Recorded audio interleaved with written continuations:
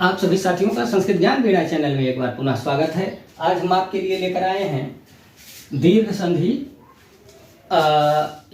आपने इसके पहले पढ़ा था संधियों के बारे में।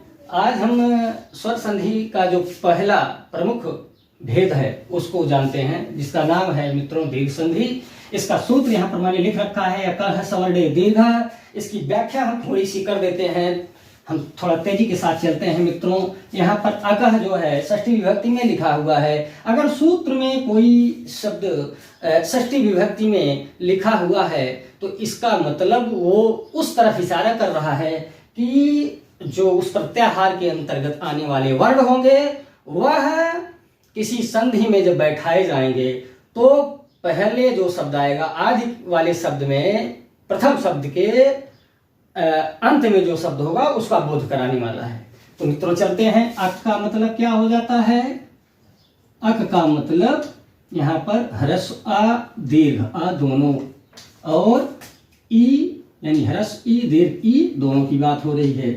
ह्रस्व उ दीर्घ उ, ह्रस्व री और दीर्घ री और लिरी।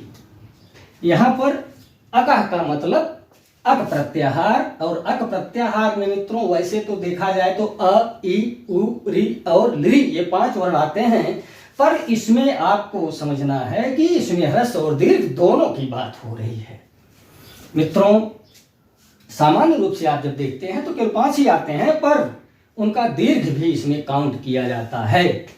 यानी कि आप इसके बाद सवर्णी, सवर्णे मतलब सवर्ण वर्ण, यानी इनका सवर्ण वर्ण यही होंगे।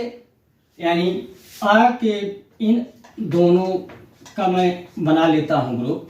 यानी अ और आ से क्या प्लस होंगे? आ या आ, तो क्या हो जाएगा? आ होगा। उसी तरह से यहाँ पे आप देख सकते हैं, यहाँ इन दोनों से क्या मिलेगा? ई और ई, क्या हो जाएगा? दीर्घ ई। यहाँ भी उ या उ, तो क्या हो जाएगा? दीर्घ उ। री और री, री और री, तो यहाँ क्या हो जाएगा? दीर्घ री। और लृ से अगर चाहे, चूंकि ये सवर्णी लृ जो है री का सवर्णी है, या यूं कह लीजिए कि री जो है लृ का सवर्णी है, पर इसका आपको बहुत ज्यादा ध्यान नहीं देना है। ये बाद में चर्चा किया जाएगा इस पे। आगे चलते हैं मित्रों। यहाँ पर आप ऐसे भी कर सकते हैं कि आ या आ प्लस आ बराबर दीर्घ आ। इसी तरह से ई या ई प्लस ई या ई बराबर दीर्घ ई।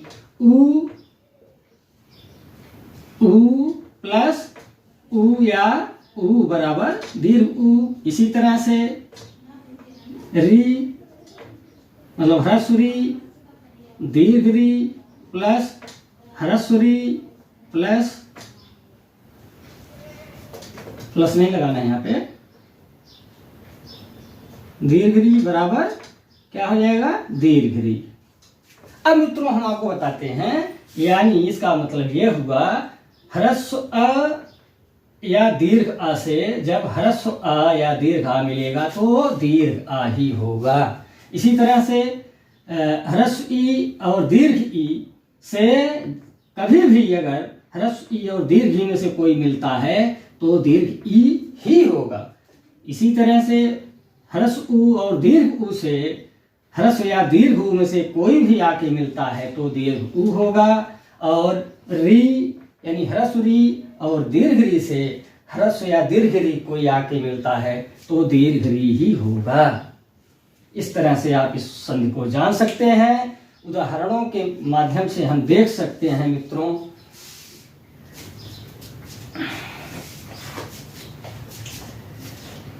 यहाँ पे आपको हम थोड़ा सिद्ध करके बता देते हैं कि हिम धन आलय